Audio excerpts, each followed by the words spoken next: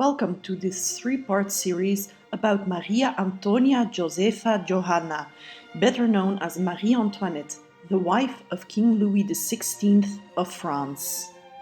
Marie Antoinette was born on November 2nd, 1755, in the Imperial Palace in Vienna, the Hofburg. She was the youngest daughter and second youngest child of Emperor Francis I of the Holy Roman Empire and Empress Maria Theresa of Austria. Her paternal great-grandfather was Duke Philippe I of Orléans. Thus, Marie Antoinette, like her later husband, was a descendant of King Louis XIII of France. In August 1765, Marie Antoinette's father, the Emperor Francis I, died after suffering a stroke. His death was a great shock to the Austrian imperial family. The Empress in particular mourned his death greatly. Marie Antoinette's elder brother Josèphe became the new Holy Roman Emperor. After he became king, some of Marie Antoinette's sisters were married off. The Archduchess Maria Josepha was promised to King Ferdinand of Naples. The future Duke Ferdinand of Parma was allowed to choose from the remaining archduchesses. Unfortunately, smallpox broke out in the imperial family in 1767. Marie Antoinette had already had this disease in her youth and was therefore immune to it. The first to die was the wife of Emperor Joseph II, Maria Josepha of Bavaria. Joseph himself also nearly died of smallpox. Marie Antoinette's older sister, Maria Josepha, died a little while later. Another sister, Elizabeth, survived the smallpox but was left with severe scars on her face, preventing her from being married off. In order not to disappoint the King of Naples, he was offered a hand in marriage to another one of Marie Antoinette's sisters, the Archduchess Maria Carolina. Eventually, the Archduchess Maria Amalia was married to Ferdinand of Parma. These marriages left only Marie Antoinette available as the future bride for the French Dauphin, Louis Auguste. After negotiations, Marie Antoinette married the French Dauphin by proxy on April 19, 1770. The small wedding ceremony took place in Vienna.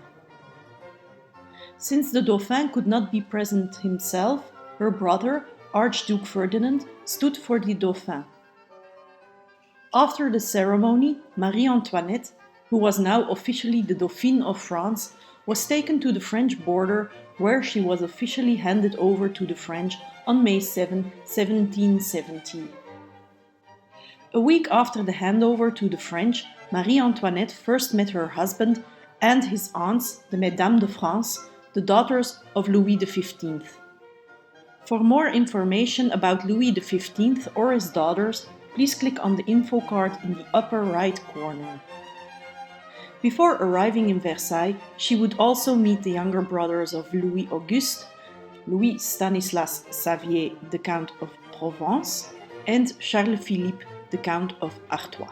Once in Versailles, she met the other members of the family, including Madame Elisabeth, her husband's younger sister, who would turn out to be her best friend at the end of Marie Antoinette's life. The ceremonial wedding between the Dauphin and Marie Antoinette took place on May 16, 1770, in the Palais of Versailles.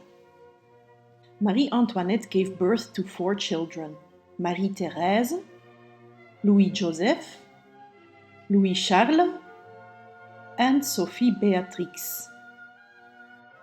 Upon the death of Louis XV, Louis XVI and Marie Antoinette officially became King and Queen of France. Marie Antoinette attended the coronation of Louis XVI, but she was not anointed or crowned herself, as it was not customary in France to do so. Much has been written about the personality of Marie Antoinette. There are those who are convinced she was the ultimate cause of the fall of the French monarchy. In her own time, she was widely criticized and slandered. For others, she was and is considered a saint and martyr. Many studies have been devoted to the upbringing, the married life, and the character of Marie Antoinette. As a child born in a very large imperial family, she received little attention and was dominated by her elder sisters. As an adult, Marie Antoinette confessed she did not like her mother, who regarded her as a political pawn and always told her that, above all, she should serve the interests of the Habsburg dynasty.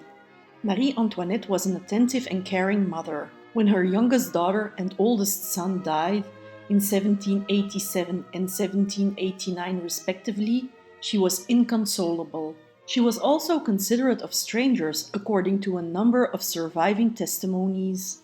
Marie Antoinette had no deep interest in politics, culture, or society and was poorly educated. She had difficulty concentrating. She spoke poor German and moderate French until her marriage. Her Italian, on the other hand, was excellent and she was very skilled at playing the harpsichord. Because Marie Antoinette was easily distracted, she did not read many books. Superficial pleasures appealed to her more than serious matters, and she jumped from one subject to another in conversations. Although she had little interest in politics, she had been involved in her husband's policies since his accession to the throne. From 1781, she had an ever-growing influence on royal decisions. Sadly, Marie Antoinette often trusted the wrong people and distrusted those who could really help her. As a result, her involvement in politics was disastrous, also because, from her isolated position in Versailles, she knew little about France or the French people. She was often accused of acting in favor of Austria instead of in favor of her new homeland, France. Over the years, she had been associated with numerous scandals. She also appeared frequently on anti-monarchist pamphlets. Marie Antoinette never was popular with the French. Marie Antoinette made a bad impression on older courtiers. She liked to have fun with young courtiers, who mainly had to be pretty and amusing. Thus, she turned the older courtiers, who were mostly being ignored by the queen, against her. As queen, Marie Antoinette was considered to be at the forefront of fashion. An engraving of her appeared in the Galerie des Modes as a fashion-conscious queen. But her exaggeratedly high hairstyles, called poufs, and her passion for luxury provoked the anger of the people of a country that was on the verge of bankruptcy. Marie Antoinette spent much more money than her allowance, but the king would always pay her debts. She also spent money on projects on her estate. Her husband gave her the Petit Trianon, where she had her own small theatre built. She also had Le Hameau de la Reine, founded in Versailles, the staging of a farming village where she could play farmer's wife far away from protocol. With her toy village, Marie Antoinette followed the example of other nobles. Her aunts by marriage also owned villages like this on their estates. It was only when she was renamed Madame Déficit, translated as Madame National Debt, that she repented about the money she spent. However, it was too late then. Many of the jewelry pieces that Marie Antoinette owned have been lost over time and can only be admired in her impressive portraits. However, some jewels have attained eternal fame, such as the diamond necklace that was the subject of a great scandal, but it was actually never owned by Marie Antoinette. I will talk about the scandal of the necklace in my next video. Rumors that Marie Antoinette might have been a lesbian, bisexual, or nymphomaniac have never been proven. Her opponents circulated gossip about her, claiming she had affairs with many courtiers, but there is no evidence for this. It is known that towards the end of her life, with the knowledge of the king, she had a relationship with Axel von Fersen. Charles Joseph Lamoral de Ligne, the Prince de Ligne, a southern Netherlandish nobleman who spent time at the French court, mentions in his memoirs a number of lovers from abroad, but does not mention any names. A well-known story about Marie Antoinette is that when she learned that the French people had no bread to eat, she rumored to have said, "S'ils n'ont pas de pain, qu'ils mangent de la brioche," which is usually translated as, "If they don't have bread, let them eat cake," making it clear that she had no idea about the dire situation the French people were in. Whether she ever actually said these words, and in this context, is historically questionable, and it is even now seen as a fabrication. The phrase in question first emerged in Jean-Jacques Rousseau's autobiography Confessions, which was completed in 1769 and published posthumously in 1782. In it, the words are attributed to an unnamed great princess. However, Marie Antoinette was not yet in France when Rousseau wrote this. It was Alphonse Karr who placed the sentence in Marie Antoinette's mouth in 1843. The phrase was subsequently also attributed to other princesses from the French royal family. Despite the historical inaccuracy, the words remain inextricably linked to Marie Antoinette. This concludes part 1 of the 3-part series about Marie Antoinette. In my next video, we will discuss the necklace scandal and Marie Antoinette's trial and execution.